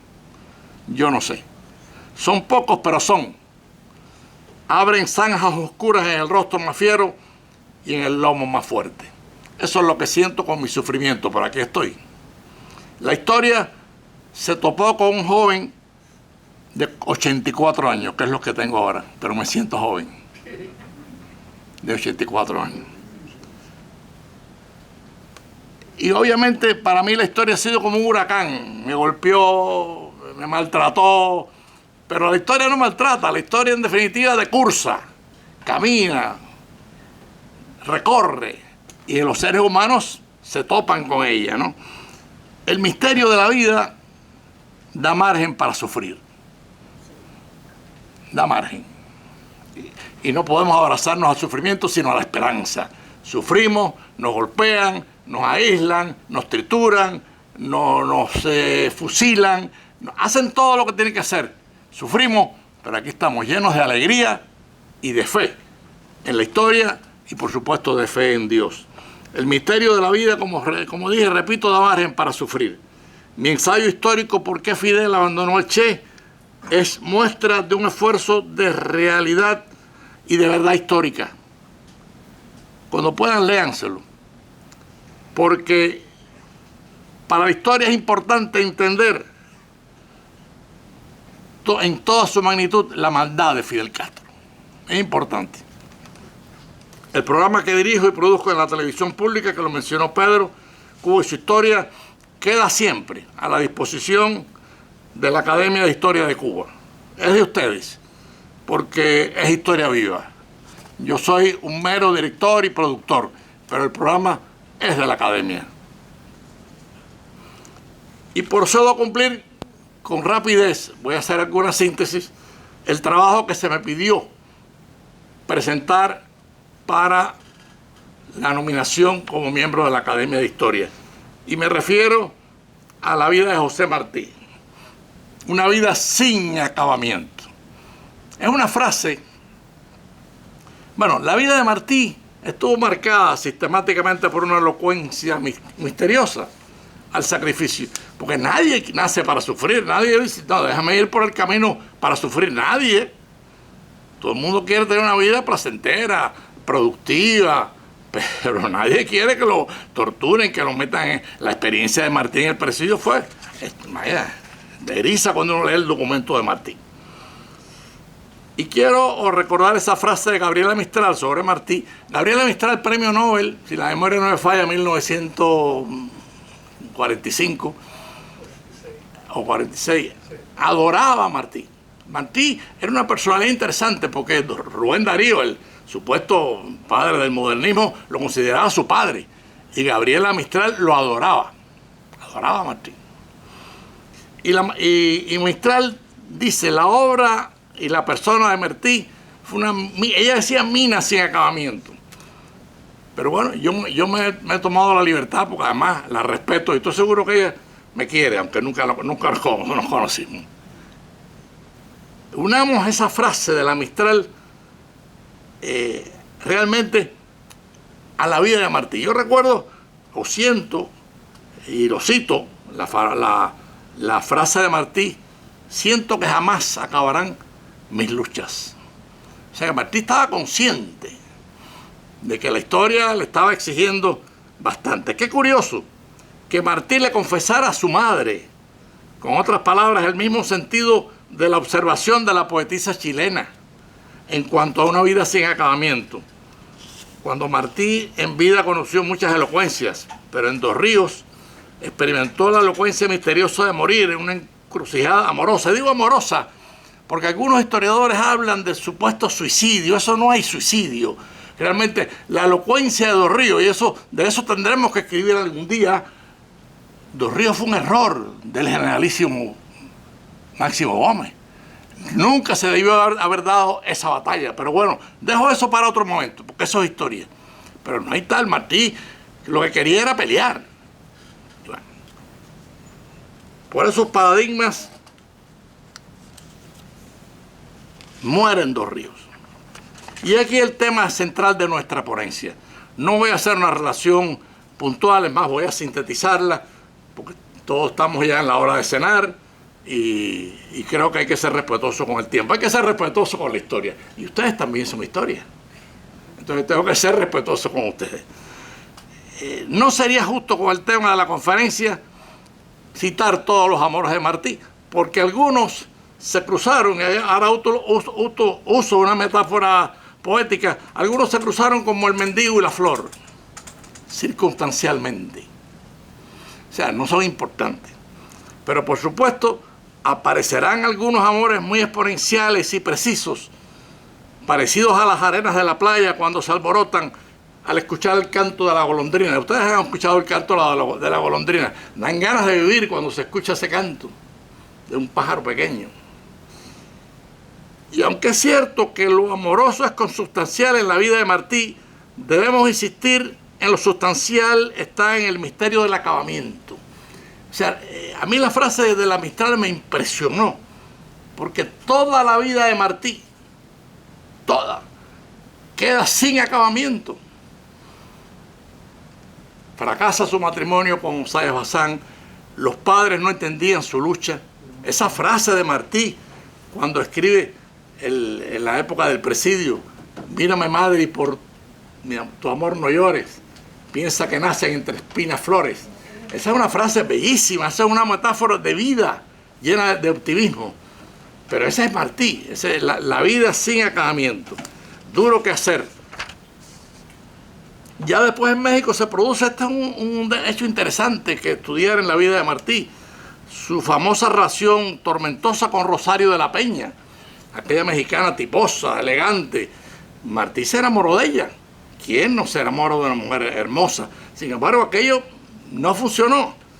Y Martí escribe, y lo menciono porque, en fin, estamos tratando de entender la vida de un hombre que la dejó incompleta, sin acabamiento. Cuando ella le dice a Rosario de la Peña, en ti pensaba y pensé que tú eras mía, Rosario. Despiérteme usted, esfuércese, vénsame. Yo necesito encontrar en la vida una explicación, un deseo, un motivo justo, una disculpa noble. Se enamoró de una mujer. No hay ningún escrito de Martí que él le diga a una mujer, vénsame. Se lo dijo a ella.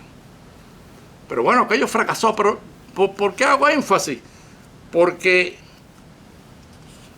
también los amores de Martí quedaron sin acabamiento. Nunca logró madurar. Claro, los hombres que dedican su vida a la patria sacrifican mucho a la familia. Y obviamente Martí sacrificó la suya. sacrificó a sus padres, sacrificó a su esposa, sacrificó a sus amigas, sacrificó a sus hijos, lo sacrificó todo. Después viaja a Guatemala en 1877, imparte clases en Guatemala y viene su famosa relación con la niña de Guatemala. Y deja a Martí su testimonio, casi una confesión indiscreta. Quiero a la sombra de un ala contar este cuento en flor. La niña de Guatemala, la que murió de amor. Él volvió casado, porque él regresa a Guatemala casado. Y la niña se había enamorado del maestro. Dicen que murió de frío, dice Martí, yo sé que murió de amor. Qué sinceridad, ¿verdad? Y por supuesto, yo conocí a la familia Granado, hice un viaje a Guatemala precisamente para investigar esto. Después no he tenido tiempo de escribir, pero la familia Granado adora a Martí. Un respeto por Martí, eso de que si hubo relaciones y amoríos, la familia Granado no lo dice así. Y pudo estar en la casa de los descendientes, ¿no? Después, la relación con la mantilla, sigo saltando por la hora, sigo saltando porque sé que ya nos queda poco tiempo y son las 8. Pero, voy a terminar, la obra y los amores de Martí, dijo con acierto adelantado, ya lo dijimos, Gabriela Mistral, quedan todos sin acabamiento. Qué triste, ¿verdad? Pero por otra parte, hay un misterio sacrificial que se va a convertir en una exigencia para nosotros, porque es tristeza para Martí y exigencia para nosotros, para las generaciones que quedamos, para las generaciones que todavía tenemos a Cuba en el corazón, para los que todavía creemos que la libertad es indispensable para una Cuba futura. Hay que acabar la obra de Martí. Pero la obra de Martí no la va a acabar la golondrina. A la obra de Martí la van a acabar los cubanos. Y nosotros somos parte, no importa la edad. Tuvimos mambises casi ancianos. No importa que tengamos 70. Yo no tengo 70, Pedro. No, tú tienes 86. Pues aquí termino. Gracias a todos, a la academia, a ustedes por acompañarme. Tenemos la obligación de terminar la obra amorosa y unificadora de José Martí. Acabar con la obra maravillosa y libertaria de Martí es responsabilidad de todos nosotros. Y no puede haber pretextos ni desuniones, si fulanito me cae bien o mal. No. La obra amorosa de Martí tenemos que acabarla con amor y con esfuerzo. Muchas gracias.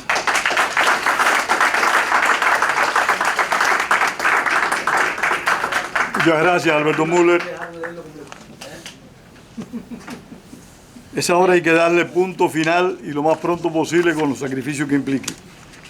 La respuesta a la investidura, a la presentación de investidura de Alberto Müller, la va a dar el licenciado José Raúl Vidal y Franco, nacido en La Habana en el año 1968. Este sí se puede dar el lujo de decir cuándo nació. Desde temprana edad, Alberto y yo no las callamos. Desde temprana edad vivió en la ciudad de Camagüey hasta su salida del país a fines del año 1998, ensayista y crítico, profesor e investigador de la obra martiana, licenciado en educación. Él tiene a su cargo responder el discurso de Alberto Müller. Estamos apurándonos un poquito porque tenemos que entregar el salón en breve y no queremos que nos llamen la atención. Así que ustedes disculpen, por favor. Muchas gracias. La lectura del trabajo de Müller, bueno, pues me provocó reunir algunos apuntes a modo de ampliación, ¿no?, sobre el tema del sacrificio, que es algo tremendo en la obra de Martí. Y estos apuntes, bueno, pues los he titulado El sacrificio en José Martí, un camino vital. Cualquiera que se plantee incursionar en la obra del apóstol, no le quedará otra opción que experimentar un raro asombro ante la historia. Tan abrupto fue su final como única fue su vida íntimamente marcada por el sacrificio. Su muerte fue horrible, porque horrible fue su vida de angustia, de soledad, agonía, deber, paciencia, perseverancia, humillación, fatiga y olvido de sí.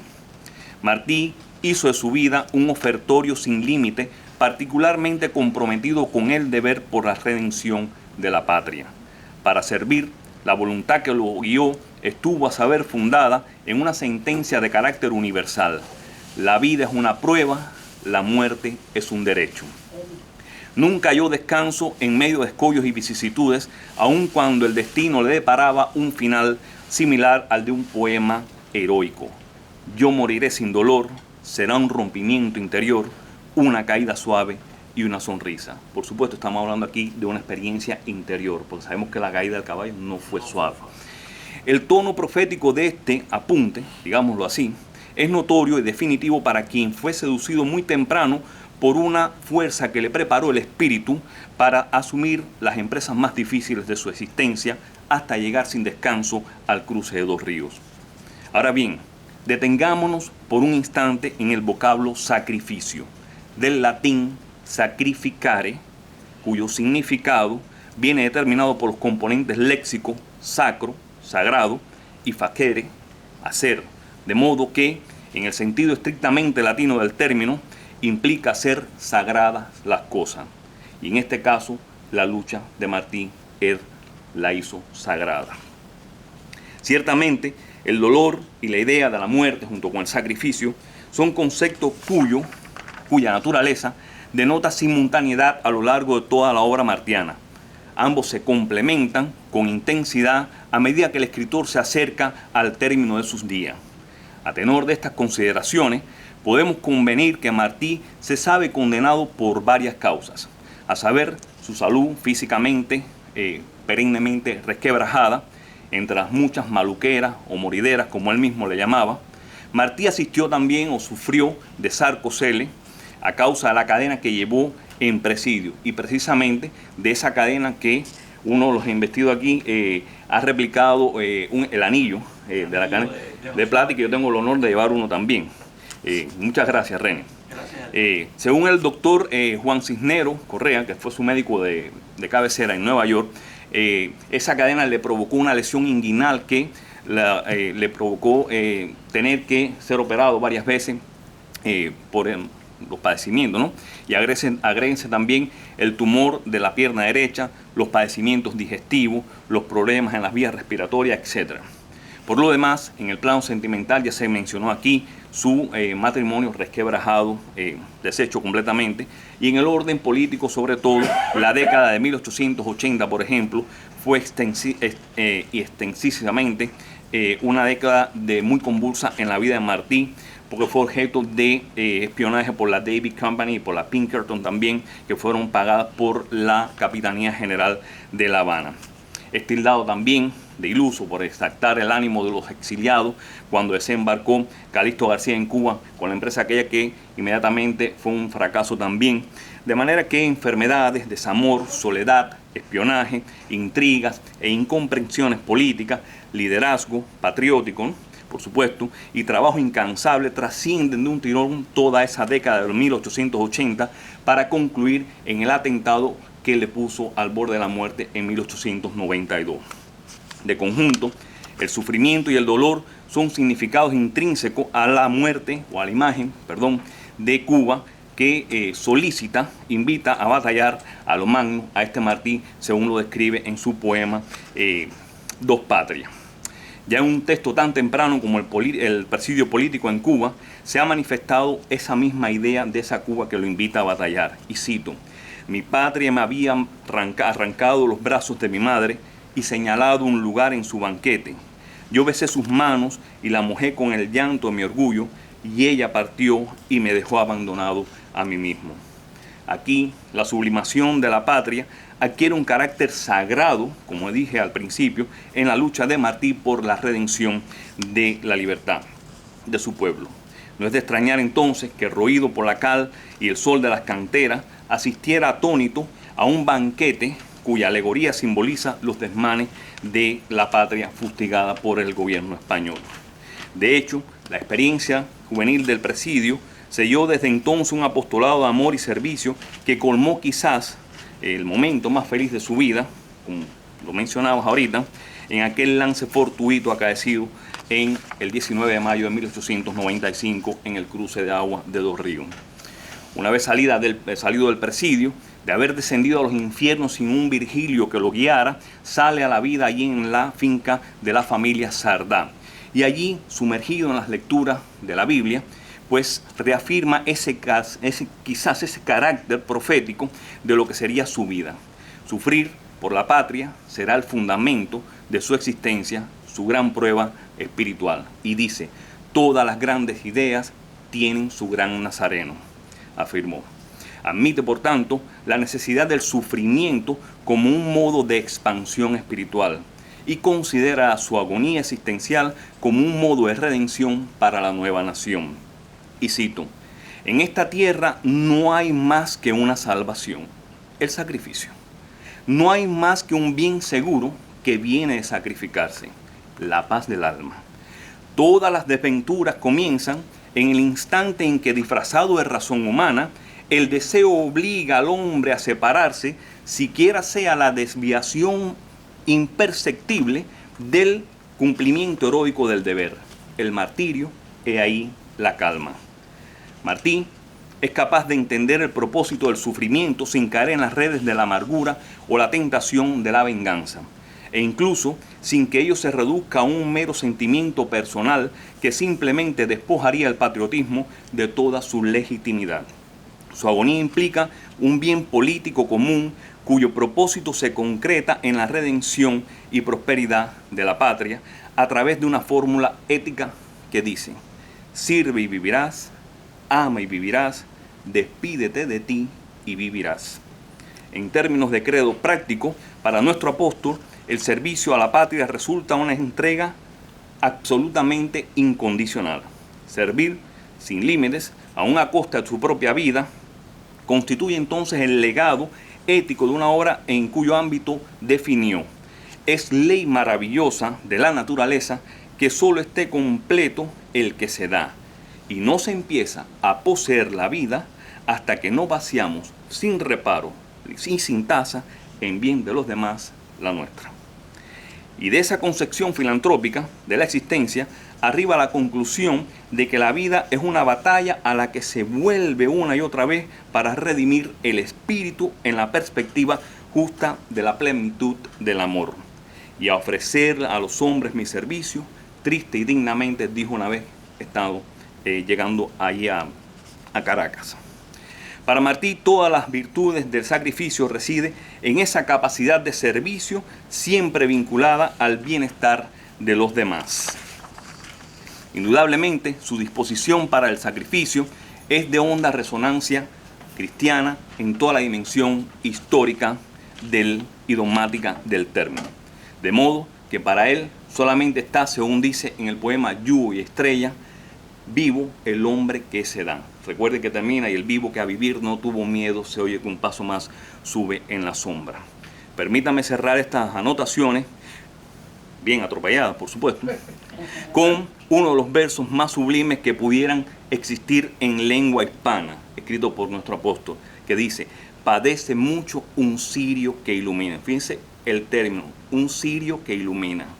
O sea, las implicaciones sagradas del cirio, que se desgasta a la vida precisamente para iluminar a los demás. Es un adagio de una honda resonancia mesiánica que expresa esa disposición del corazón para la entrega total que Martí cree necesaria en la obra de redención patriótica. La esencia del sacrificio, por lo tanto, no consiste en la muerte misma, sino en el acto sublime de la entrega, cuya realización está contenida a lo largo de toda su obra poética, política, social y literaria.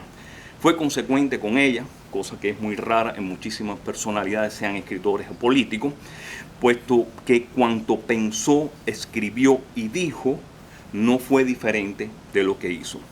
Gracias a Müller por provocarme esta lectura, esta relectura de Martí, y bienvenido como miembro numerario de la Academia de Cuba, de Historia de Cuba en el Exilio. Gracias.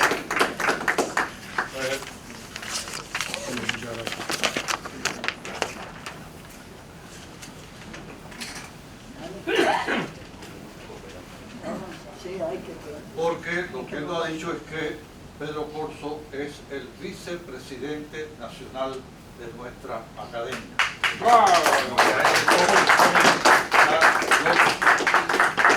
Solo lleva 2 años que no me paga mi salario. No, pues a la vuelta. A eso voy. Y si vas a seguir esperándolo, siéntate. Vamos a entregarle esto. No, Que yo que soy- no me queda. Vamos a entregarlo esto. Hay que entregar el salón. Ustedes perdonen, como dijo José Raúl en la propuesta. Licenciado Eduardo González no vino, así que se lo haremos llegar. Licenciado René Álvarez. Bueno,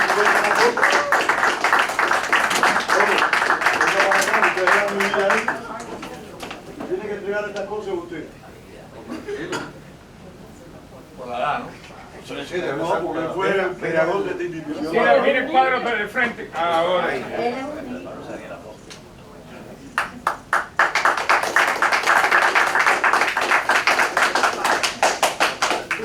Licenciado San Verdeja. Gracias a usted.